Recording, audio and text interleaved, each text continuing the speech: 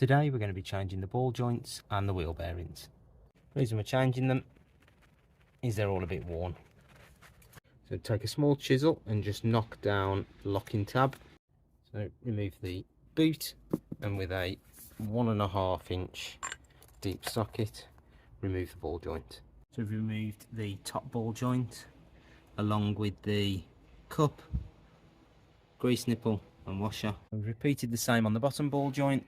That's all now cleaned out, as is the top. We'll now remove the wheel bearings. Start by removing the outer seal with a screwdriver, then the outer bearings, middle spacer, and then we can work on the other side. The old wheel bearings are now out. They're all dismantled there. We just used a punch down in the sides here. I've opened the bearings, the new bearings, labelled them up, and I'll pop the outer races in the freezer just to shrink them down. Well, to the other side, we've just removed the brake disc. We're now going to remove the ball joints. So outer bearings out the freezer and a little bit of grease on. And then whilst they were still cold, we've knocked them into place using this. So now we've got this clamped up in the vise, we can get the ball joints fitted. First, we fit the locking tab and the grease nipple. Then we're going to put in the cup.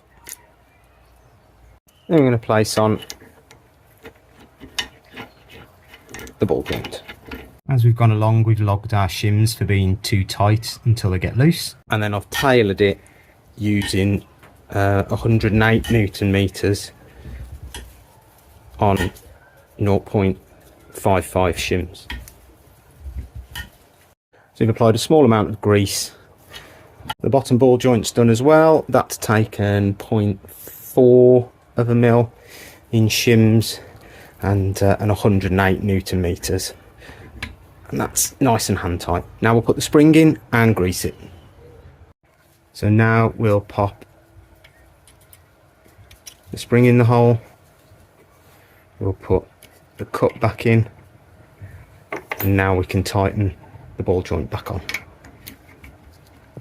Now I'll use a punch to just knock over the locking washer. And that's both ball joints on that hub fitted. Now we can do the same to this one. And that is the other hub, both ball joints fitted. So I need to pack the bearing. I've put some grease into a bag. I'll put the bearings in there and then force the grease into the bearings.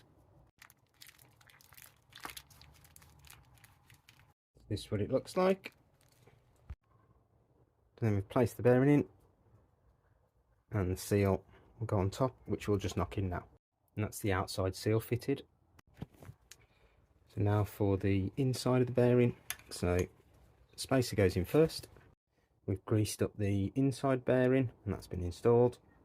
Next we've got the spacer ring, which will need to be fitted. Now we've put one of the old races over the top of the inner seal, and then we'll use the pusher to push it in.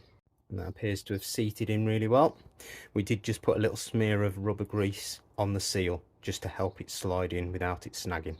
And then we've got the outer plastic collar that fits in on top of that. And that is one wheel bearing fitted. So that's the hub back in place, nothing's torqued up yet. We'll put the disc back on. As I was working on the near side drive shaft, the pot joint boot wasn't sealed, didn't have a clip on. So I pulled it off, and inside here there was some oil. So while we're at it, I've removed the pot joint and we'll replace the diff seal. So there's the diff seal that we're going to replace. That's the seal removed with a flathead screwdriver. This is the new diff seal, and we'll just put a little bit of rubber grease on it just to help it go in without snagging. New diff seal fitted. Now we're going to re-grease the pot joint. Pot joint refitted. So that's offside hub refitted. So that's everything refitted and tightened. It just needs torquing to spec, and then we're just waiting on a track rod end. And for this side, it's all fitted, shock absorbers refitted. Just need to torque it up to spec, torque the hub nut, and then we're ready to go.